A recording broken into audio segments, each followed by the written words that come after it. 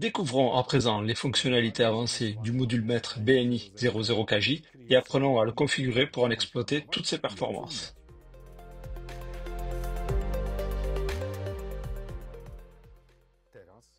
Je vais maintenant vous présenter ce module en m'appuyant sur trois outils différents.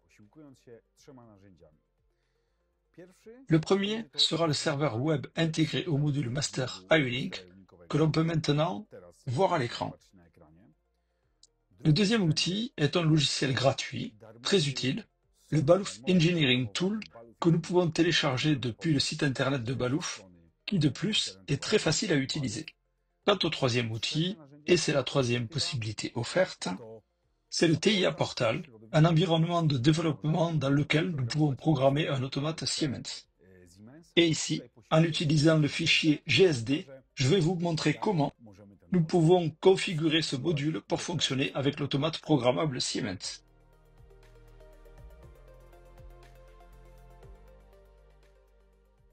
Nous commençons simplement par l'interface utilisateur intégrée, c'est-à-dire le serveur web. Ici, sur l'affichage principal, nous voyons à quoi ressemble ce module. Nous voyons aussi ce qu'offre ce module sur ce graphique. Ici, nous pouvons voir que nous avons en tout 4 ports IO-Link de classe A et 4 ports IO-Link de classe B, totalement disponibles pour utilisation. Ce graphique s'actualise en temps réel pour vous offrir des données à jour. Ici, nous voyons déjà les connexions établies. Les appareils IO-Link sont connectés et nous pouvons voir quels produits sont branchés. Cela veut dire que les appareils sont identifiés. Nous voyons que lorsqu'ils sont connectés, ce voyant lumineux reste allumé en permanence. Le voyant de gauche ou le voyant situé à gauche du port concerne la broche 4. Le voyant situé à droite du port concerne la configuration de la broche ou l'état de la broche 2. Ici, nous voyons que ces voyants émettent une lumière fixe. En effet, la communication est établie avec les appareils IO-Link, plus précisément avec les appareils IO-Link connectés. En revanche, les deux autres ports clignotent. La configuration indique que les ports sont bien prêts à fonctionner avec des appareils compatibles IO-Link, mais ces appareils ne sont pas encore physiquement connectés. Pour prouver que nous avons en permanence une information en ligne que l'on appelle un diagnostic, je vais maintenant simuler un court-circuit sur le port numéro 3 et prêter attention à ce que nous voyons immédiatement ici. C'est la visualisation de ce court-circuit. Il clignote en rouge sur le port. Dans la partie supérieure du serveur web, nous avons quelque chose comme un diagnostic, c'est-à-dire des logs, et ici nous pouvons voir, bien sûr, après s'être connecté, car sans connexion, cela ne sera pas visible, l'information qui nous intéresse ici, voir si un tel court-circuit s'est produit. Si la cause du court-circuit est supprimée et que nous actualisons la page, nous verrons que ce signal est parti, il a bien disparu.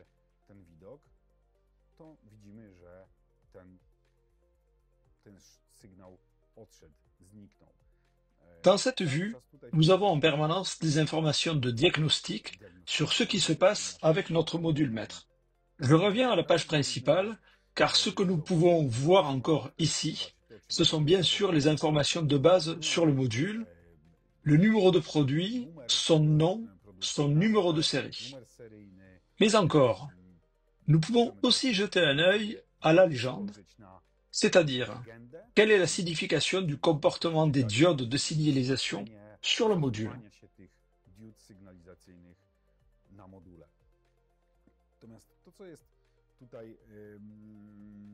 Cependant, ce qui est ici le plus intéressant se trouve dans les paramètres sur cette icône en forme de vis.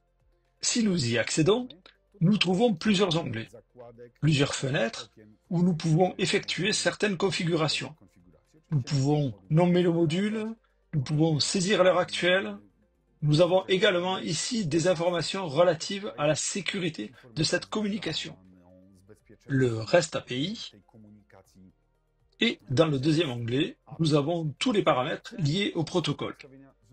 Ici, nous attribuons une adresse IP et nous choisissons également le protocole avec lequel nous voulons travailler, Cela dépend de l'automate avec lequel ce module va interréagir, ainsi que des paramètres supplémentaires de sécurité. Dans l'onglet Port, nous pouvons modifier les paramètres de chaque port et de chaque broche dans le port. Comment il doit se comporter, comment il doit fonctionner et dans quelle configuration. Cela concerne aussi bien la broche 4 que la broche 2. Nous pouvons également définir globalement tous les paramètres pour l'ensemble des ports. Comme nous le voyons, le module est configuré pour les 4 premiers ports. Les ports 3 et 4 ont également une sortie définie sur la broche 2. Tandis que pour les autres ports, les ports de classe B, ceux-ci sont désactivés. Le port 5 est configuré pour fonctionner comme une entrée numérique. Cependant, ces paramètres sont pertinents, appropriés, si nous ne connectons pas ce module à un automate. Si nous le connectons à un automate programmable, alors bien sûr, la configuration principale est définie par le master du réseau concerné. Donc, dans ce cas, si nous travaillons avec un module configuré en Profinet, alors depuis l'automate Siemens, tous ces paramètres seront transmis, et c'est pour cela que nous aurons cette dernière étape où nous configurerons ce module pour fonctionner avec l'automate. Dans l'onglet IoT, nous pouvons configurer et modifier les paramètres liés à cette configuration ou à la communication MQTT. Dans l'onglet suivant, nous avons des informations sur les appareils qui sont connectés au port FireLink. Et nous voyons également ceux qui sont actuellement disponibles. Les fichiers IODD qui sont chargés dans le module sont également importants.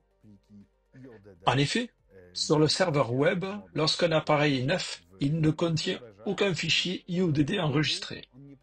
Nous devons donc charger ces fichiers IODD dans le module. Nous pouvons télécharger ces fichiers IODD depuis notre site internet, mais nous pouvons aussi utiliser une fonctionnalité appelée IODD Finder. Il s'agit d'un moteur de recherche universel pour les fichiers IODD prévu depuis cet emplacement. Cette flèche nous redirigera vers la page de l'IODD Finder où nous pouvons télécharger ces fichiers. Quels sont les avantages et comment cela change-t-il l'utilisation ou l'interface avec le serveur web? Si ces fichiers IODD sont chargés, je vais vous le montrer dans un instant. De plus, nous avons ici un onglet Firmware où nous pouvons facilement et simplement changer de firmware si une nouvelle version est disponible pour ce module. Et enfin, le dernier onglet nous permet de tester les sorties. Regardez sur ces ports, sur ces broches où nous avons configuré des sorties, des curseurs apparaissent. Et ici, nous pouvons facilement activer ces sorties. Elles seront également visibles sur l'écran principal. Si nous retournons au test de sortie, nous pouvons les désactiver. Je reviens maintenant au fichier IODD. Si un fichier IODD est chargé sur un appareil, par exemple sur l'appareil actuellement connecté au Master IO-Link, alors, en entrant dans cet appareil, nous verrons toutes les données de processus ainsi que toutes les informations et tous les paramètres décrits. De cette manière, il est donc très facile de vérifier l'état actuel des appareils, mais aussi de voir leur fonctionnement ou encore de les paramétrer. Nous pouvons lire et enregistrer des données de paramétrage et voir ainsi comment le module est actuellement configuré. Si nous ne sommes pas connectés à l'automate programmable dans la connexion automate et qu'il n'est pas verrouillé, alors nous pouvons également paramétrer cet appareil.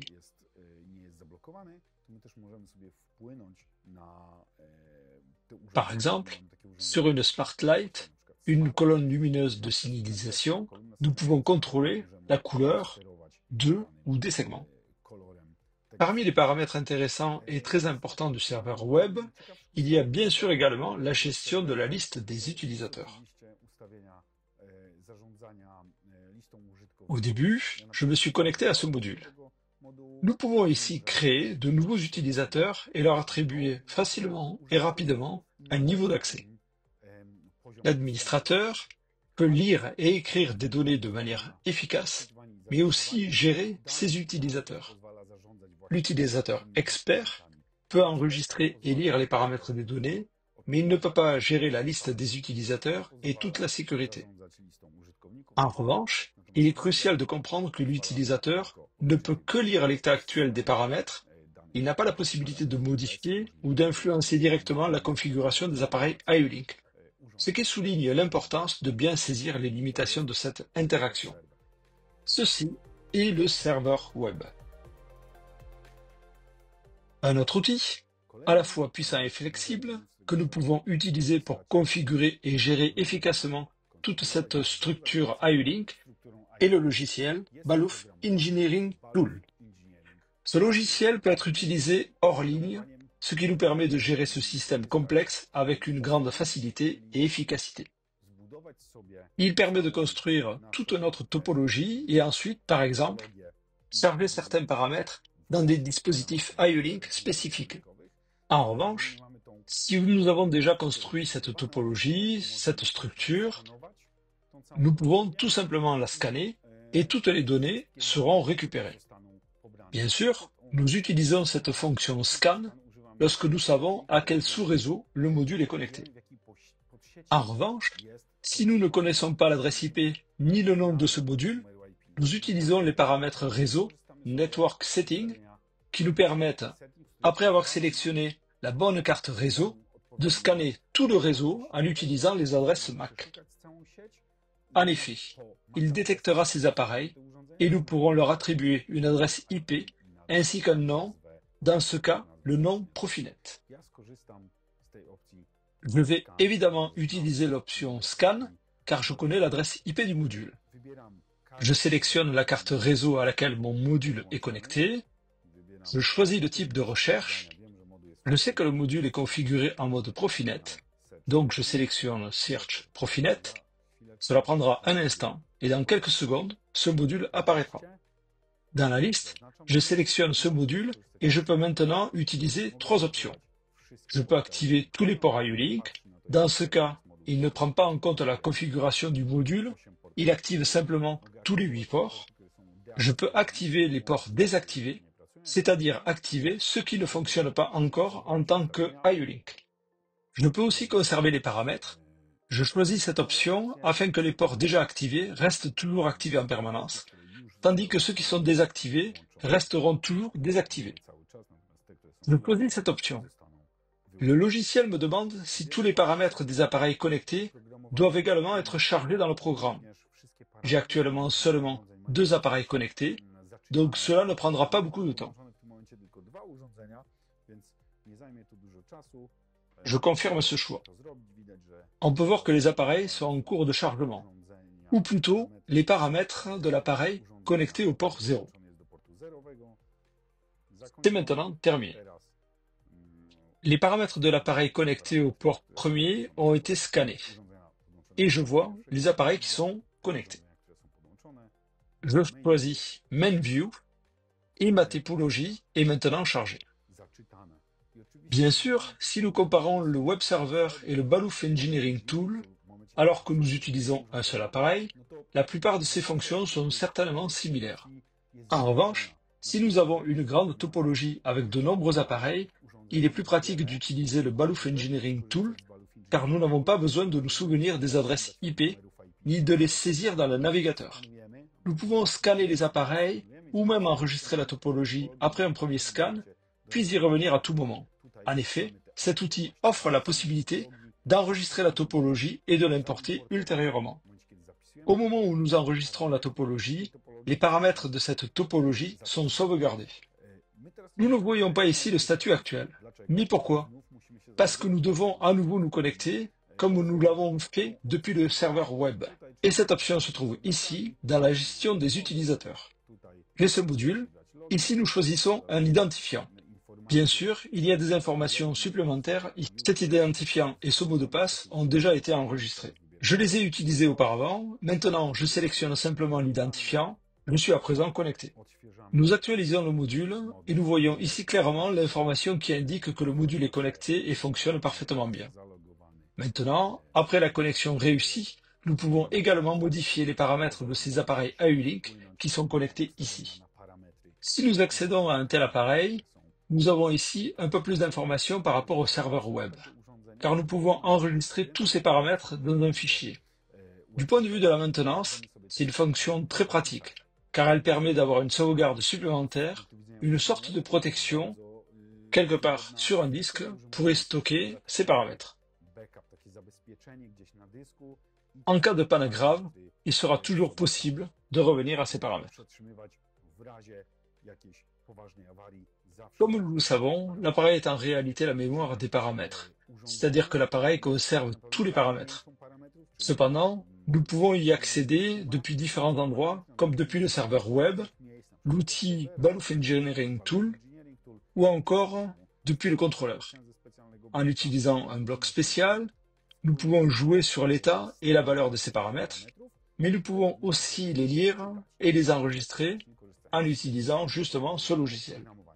Nous pouvons copier les paramètres, c'est-à-dire que si nous avons une série de capteurs identiques avec la même configuration, nous pouvons copier ces paramètres entre les appareils, les enregistrer et les lire librement. Nous pouvons également utiliser une fonction appelée Clone Device, c'est-à-dire que si un appareil est déjà configuré, nous cliquons sur Clone Device et un appareil exactement identique avec les mêmes paramètres apparaîtra à côté. Et nous pouvons le connecter à un port spécifique.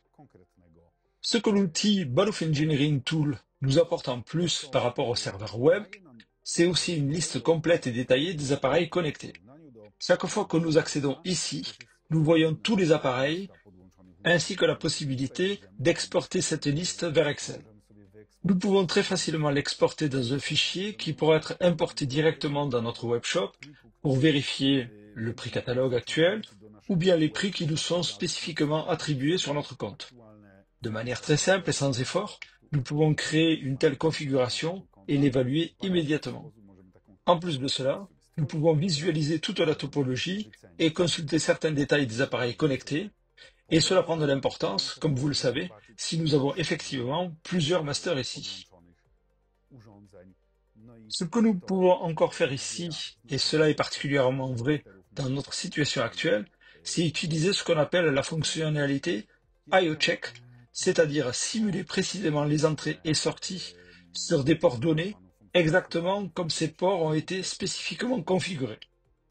En plus de cela, la mise à jour du firmware permettra d'utiliser également un programmateur USB si nous voulons simplement programmer certains appareils IO-Link et que nous n'avons pas de master auquel nous souhaitons nous connecter.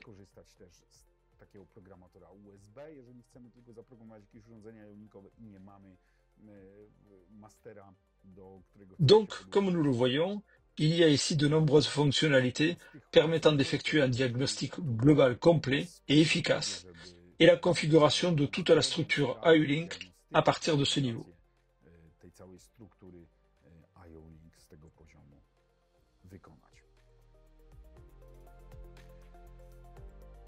Passons maintenant à l'outil le plus complexe, à savoir le logiciel TIA Portal.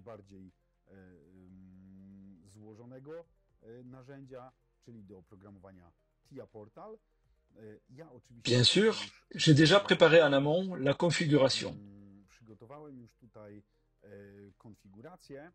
Nous voyons donc déjà le module sélectionné dans le catalogue GSD et ce module est connecté à l'automate programmable.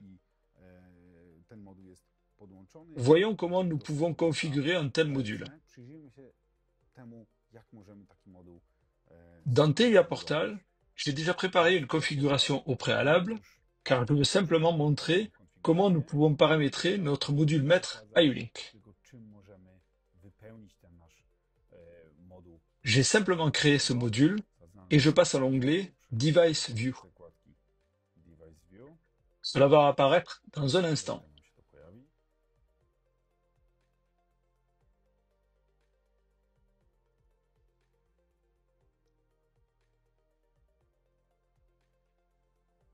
Et ici, nous voyons que nous n'avons défini aucun espace d'adressage à l'exception du premier emplacement où nous voyons certaines entrées et sorties.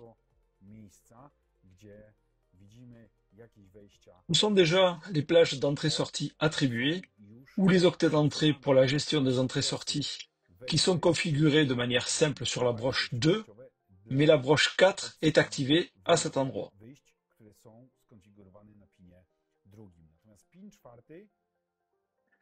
Si nous voulons évidemment travailler avec un appareil IO-Link, nous devons simplement supprimer l'un de ces modules à notre système.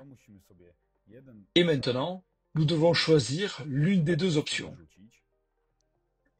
Bien sûr, je vais expliquer les deux possibilités.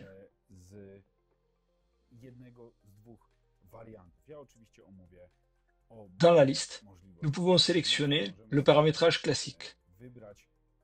Bien sûr, comme on peut le voir ici, il y a un paramétrage pour la classe des ports de type A et de type B. Il existe également des paramétrages avec ce que l'on appelle le PQI, avec des données supplémentaires, où nous aurons un espace supplémentaire, un octet supplémentaire, dans lequel nous pourrons vérifier si la communication a été établie, si l'appareil sur le port donné présente une erreur. Ici, nous sélectionnons le paramétrage en fonction de ce que nous indique la documentation de l'appareil IO-Link que nous connectons. Supposons que nous ayons un appareil qui utilise 4 octets d'entrée et 3 de sortie. On voit qu'il n'existe pas un tel paramétrage, donc nous devons choisir celui qui s'en rapproche le plus, afin d'avoir le moins de ces octets vides possible. Et ici, le système nous attribue déjà une plage d'entrée-sortie. Cependant, si nous connaissons précisément l'appareil que nous connectons et que cet appareil figure dans cette liste GSD, alors nous pouvons également configurer ce port IO-Link ou l'activer de manière à remplacer à nouveau un module et en choisir un conforme à la liste de manière appropriée. Supposons que nous ayons, par exemple, une colonne lumineuse de signalisation et que ce soit, disons, ce modèle. Nous le faisons glisser et, en fait, nous obtenons aussi la plage d'entrée-sortie. La différence est que si nous regardons attentivement les paramètres, nous verrons que dans ce module apparaît déjà un dispositif spécifique dans l'onglet Module Parameters. Nous avons une fonction IODD implémentée, ce qui signifie que nous pouvons, par exemple, paramétrer et définir nos paramètres par défaut pour cet appareil directement à partir de ce niveau. Ce que cet appareil nous offre en termes de paramètres sera visible dans ces paramétrages. Dans ces paramètres universels, nous avons bien sûr certaines possibilités, mais pas toutes. Cependant, rien n'est perdu et je vais le montrer dans un instant. Une autre différence que l'on peut noter, nous pouvons l'observer ici. Regardons ensemble de plus près.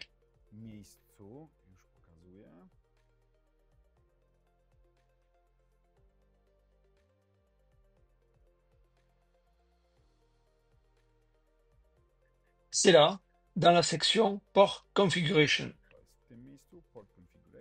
Ici, comme nous pouvons le constater, nous voyons que le vendor ID et le device ID sont déjà attribués ou déjà assignés. Dans ce paramètre universel, nous pouvons bien sûr les saisir en fonction de ce que nous connectons, mais ils ne sont pas définis immédiatement. Alors, que faisons-nous à partir d'ici? Nous modifions encore certains paramétrages, nous définissons le comportement, broche 2, c'est-à-dire s'il doit être une entrée ou une sortie. Bien sûr, la pin 4 correspond au port que nous configurons. Les 4 premiers ports sont des ports de classe A. Jusqu'ici, normal, me direz-vous. Et ici, dans ce paramètre dédié à un appareil spécifique, on voit que nous avons également la possibilité de configurer la pin 2. Et comme je l'ai mentionné, la plage des entrées-sorties sera lisible dans cet espace adresse. Je reviens à ces paramètres, car si pour le module, nous n'avons pas ces paramètres, pour ce module universel, nous pouvons tout à fait profiter de fonctionnalités supplémentaires.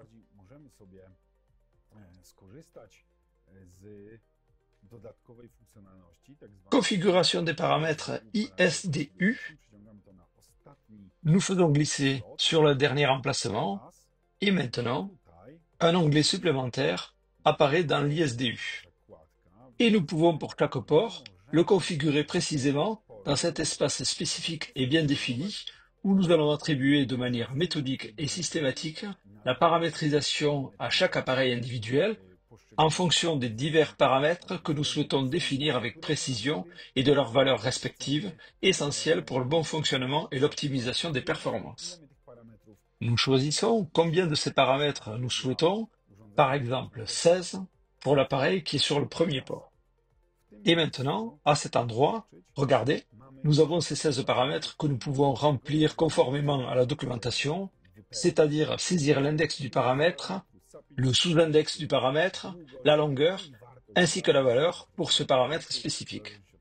En fonction de ce que nous choisissons, comme je l'ai mentionné, nous pouvons définir autant de paramètres pour un appareil donné que nécessaire, et à chaque démarrage, lors d'une réinitialisation de l'alimentation, ces paramètres seront envoyés à cet appareil à chaque fois. Donc oui, nous pouvons le configurer ainsi. Bien sûr, nous ne sommes pas obligés d'utiliser l'IO-Link pour tous ces ports.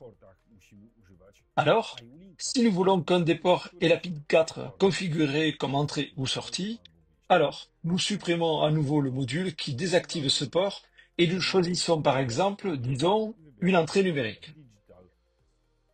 Et sur ce port, la pin 4 sera configurée comme une entrée numérique, ce qui nous permettra, par exemple, de connecter un capteur binaire classique. Que pouvons-nous faire d'autre en plus de cela?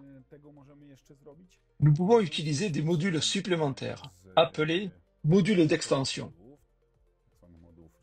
Et ici, encore une fois, nous verrons apparaître une autre section, Additional Submodels. Ici, nous pouvons configurer l'affichage de l'état de communication sur tous les ports, car il s'agit de bytes regroupés.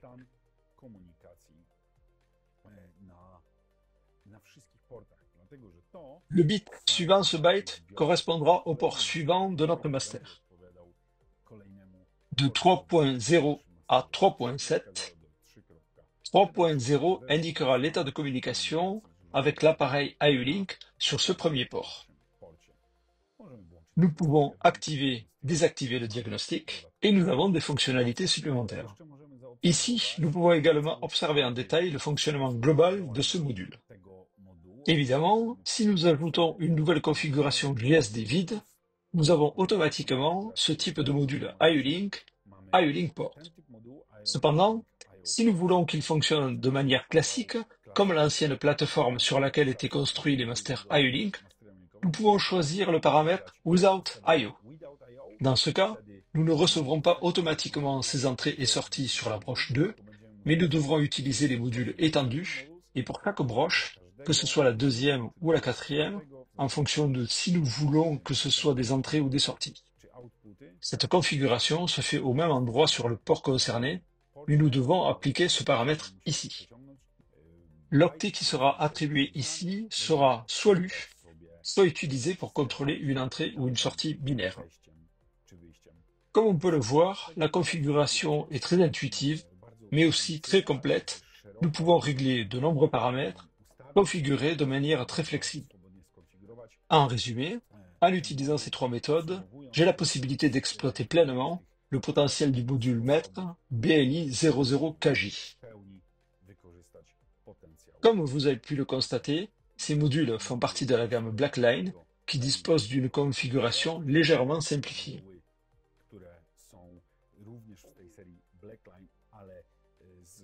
Cette configuration sera similaire, mais les options disponibles seront évidemment relativement moins nombreuses. La gamme Blackline, un choix simple qui vous ressemble.